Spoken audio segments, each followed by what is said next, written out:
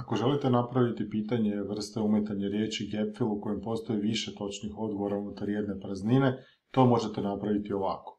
U vašoj bazi pitanja na vašem e-kolegiju, unutar kategorije u koju želite smjestiti to pitanje, trebate kliknuti na stvori novo pitanje.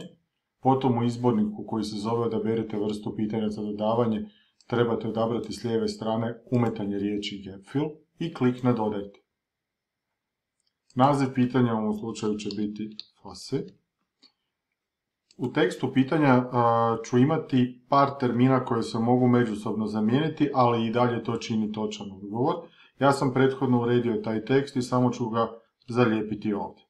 Kako bi vam pokazao koji su to točno odgovori unutar ovog teksta, kliknut ću na postavke praznina i sada je ovaj dio teksta koji nije odgovor sivi, a odgovori su izdvojeni kao bijeli dijelovi ovog okvira. Točan odgovor u ovom slučaju je gorila. Potom može biti ili Ruandi ili Demokratskoj Republici Kongo. Što znači da ako neko zamijeni redoslijed ta dva odgovora, to ne bi trebalo utjecati na rezultat. Jednako tako, najpoznatije djelo Dian Fossey je Gorile u magli ili Gorillas in the Mist. Tako da, ako neko unese jedan ili drugi odgovor, to je svejedno točno. Kako ja sustavu označim što je odgovor?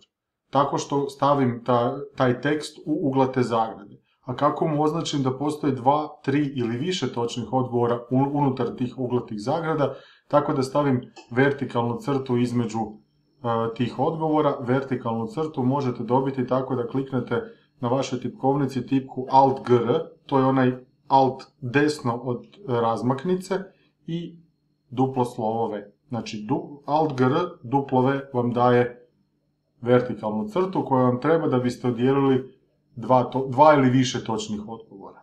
Što je još potrebno dodati u ovo pitanje? Potrebno je zadati da netko ne napiše Ruandi, pa da se to automatski broji kao točno. Gdje to uređujemo?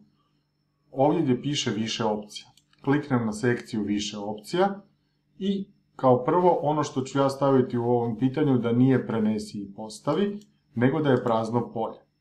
Potom ću isto tako kliknuti na fiksna veličina polja, što automatski znači da je najdulji odgovor koji je potrebno unijeti onaj koji definira širinu tog polja. Pa ako u tekstu imate riječi od 3, 5 ili 7 znakova, sva polja će biti dužine 7 znakova.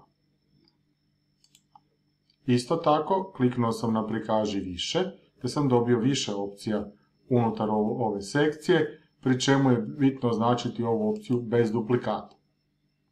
Znači, stavio sam prazno polje, fiksna veličina polja i bez duplikata. Na dnu kliknem na pohrani promjene.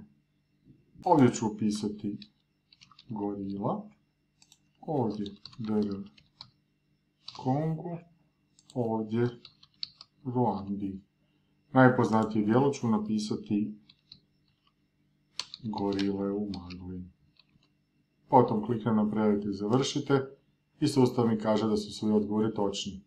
Idem na ponovo započni, ovdje stavim gorila, ovdje stavim Ruandi, znači sad sam zamijenio ova dva odgovora, ovdje DR Kongo i ovdje stavim Gorillas in the Mist.